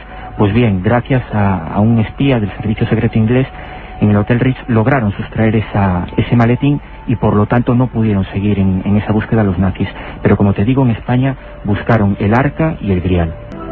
Sí, yo creo que la varita mágica de Hitler, su don era el verbo, era la palabra. Era curioso porque no se prodigaba tanto en, digamos, no había televisión, pero sí en imágenes de cine, lo que sería en su época el nodo alemán, sino que tenía más fuerza, tenía más potencia, y los nazis lo sabían, los del partido nazi, por la radio, curiosamente, ¿no? Era un orador nato, probablemente de los pocos que hubo en siglos, ¿no? Y era desgraciadamente su don y su poder. Se basaba todo en la palabra. Cuando salían estandartes y desfiles por Nuremberg y en Berlín, pues salía un retrato de Hitler, y en el fondo el retrato al principio era el verbo, ¿no? La famosa frase de la Biblia, porque era, como te digo, el poder. Y un poco, si me permite, Siker, hablando de esa ceguera histérica famosa de que hablaba Santiago, ¿no? Yo estoy totalmente convencido de que eso fue lo que ocurrió. Era un personaje probablemente esquizofrénico, y de hecho Rudolf Odell, el médico, el psiquiatra que lo trató, murió a los 6 meses de que los nazis entraran en el poder, probablemente asesinado porque era totalmente buscado y custodiado por la Abwehr, por el servicio secreto nazi y por la Gestapo, por la policía de Hitler, ¿no? Porque él tenía esos papeles que documentaban que probablemente era un enfermo mental, un esquizofrénico. Increíble. Katia, ¿no hay tiempo para más? ¿Damos los ganadores de esos 3 libros? Pues una pena, porque hay un montón de preguntas interesantes. Seguiremos con el tema, segurísimo.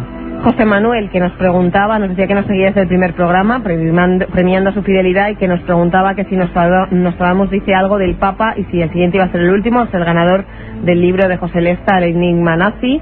También Manuel de León, que nos decía que había leído el libro del Enigma Nazi de Santi Camacho.